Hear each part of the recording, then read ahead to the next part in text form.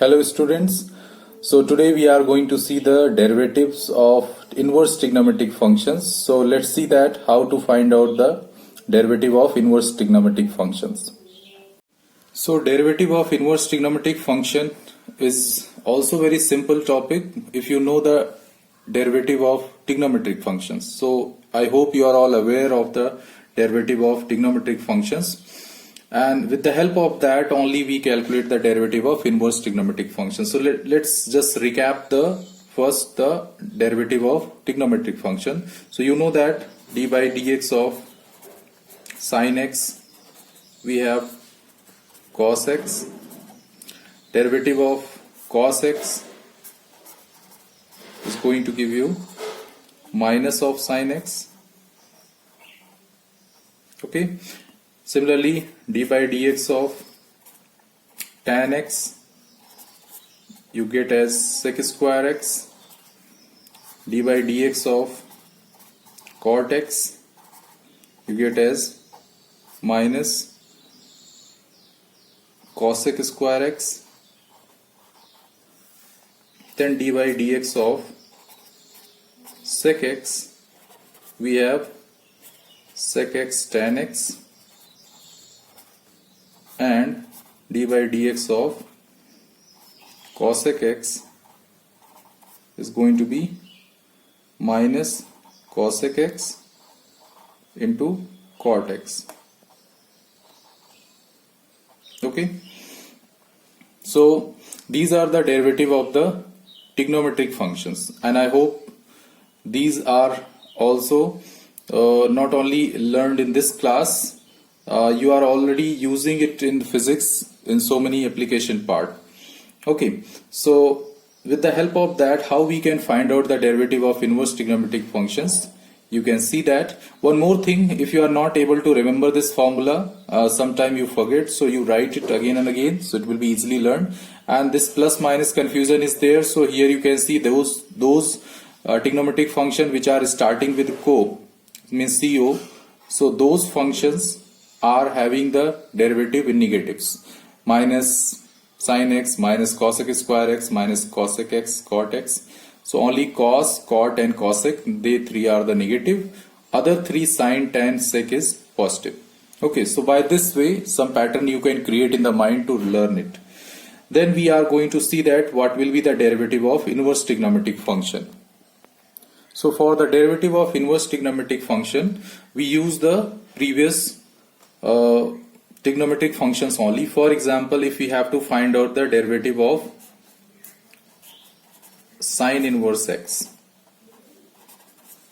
so it can be calculated with the help of trigonometric functions. So let y is equal to sin inverse x, so we can write it down as sin y is equal to x. Now differentiate with respect to x both sides. So on differentiating with respect to x, what we get, this sin y will give us cos y, because we have just seen the formula, sin x derivative is cos x, so here sin y derivative will be cos y, and dy by dx also will be multiplied by the chain rule because it is not x, it is variable y. Here this side derivative of x with respect to x is going to be 1. Now dy by dx is going to be 1 upon cos y. This cos y you can write down as under root 1 minus sin square y.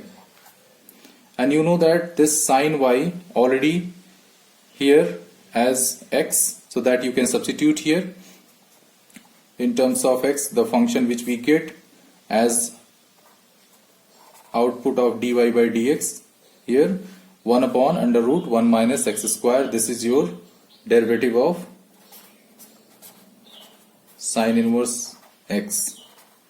Okay, so this way we can find out the derivative of other functions too which are in inverse form, but we can convert them into the simple trigonometric function and then we can find out their derivative easily.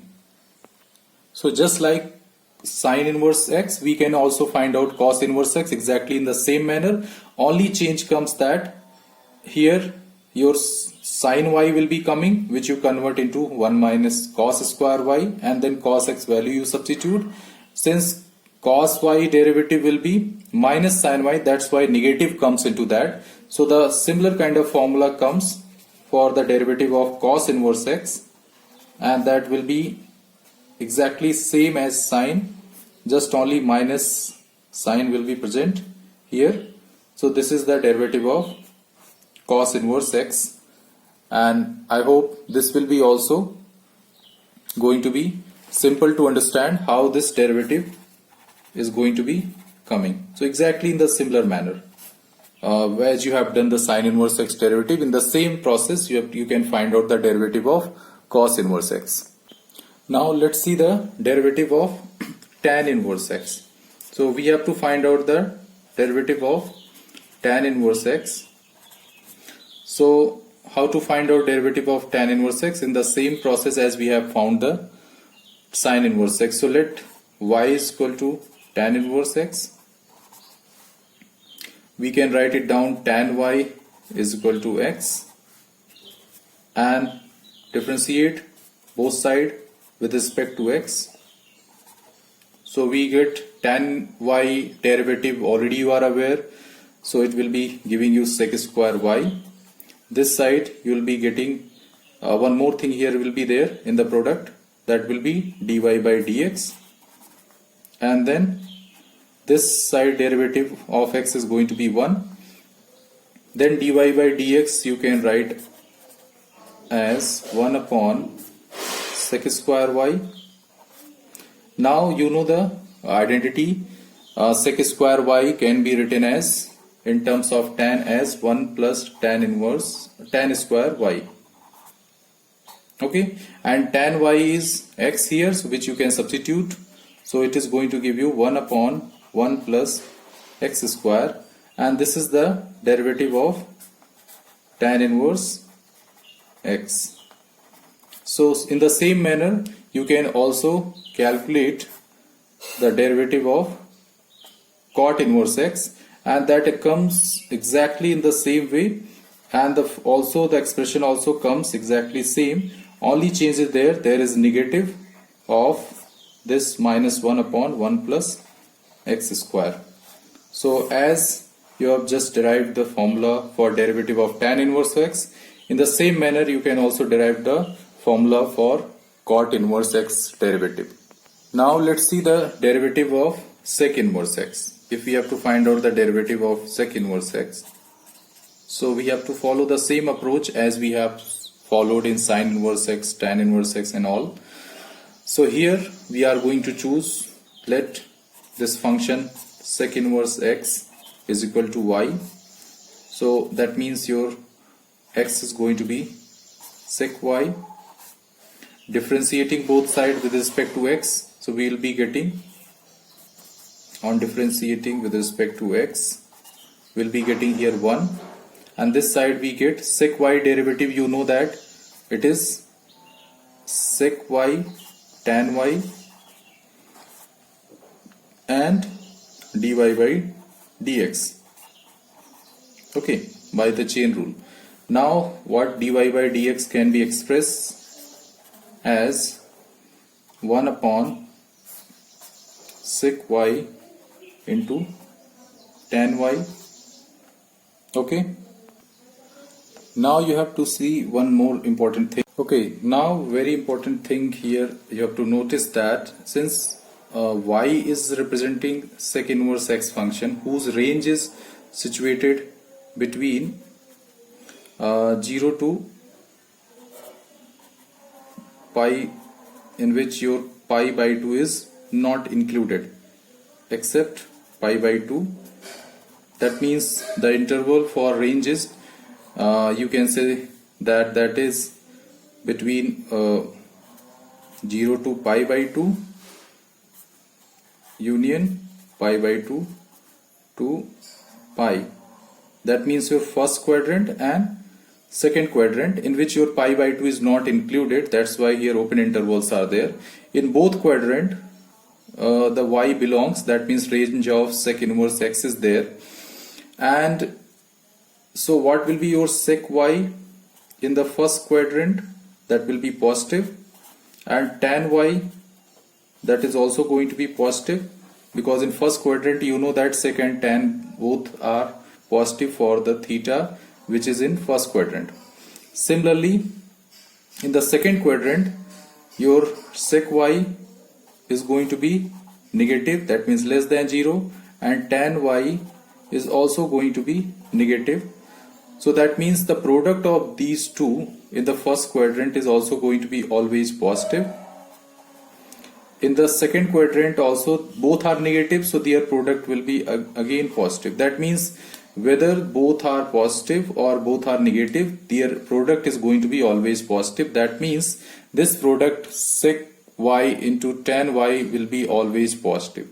That's why when we substitute the value of sec y as x, so here first you convert this function as 1 upon sec y.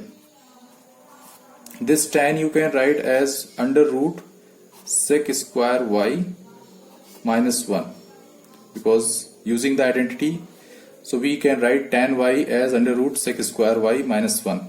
Now when you substitute the value of sec y as x, so this whole function what we are getting, dy by dx is equal to 1 upon x under root x square minus 1. Since I have discussed that sec and tan product will be always positive whether it's a first quadrant or whether it's third quadrant, that's why x cannot be negative, their product will be always positive. That's why we use the mod here. Here already square is there, so automatically it will be positive always, so there is no need to apply the mod on this x. So that's why the derivative of sec inverse x which we get in this form of x, that is this 1 upon mod of x into under root x square minus 1. Okay, so this is your derivative of sec inverse x. In the same manner we can also find out the derivative of cos inverse x. Exactly same approach will be there, only the difference will be there, here negative comes into that. So your derivative of cosec inverse x is going to be minus 1 upon mod of x into under root x square minus 1. So this is the derivative of cos inverse x. So this way we can find all the derivatives of entire inverse trigonometric function with the help of trigonometric functions. So rest of the things are the application of these formula, and as many problems you attempt, that much clarity you get. So I hope it was clear to all those which has been discussed. So thank you all.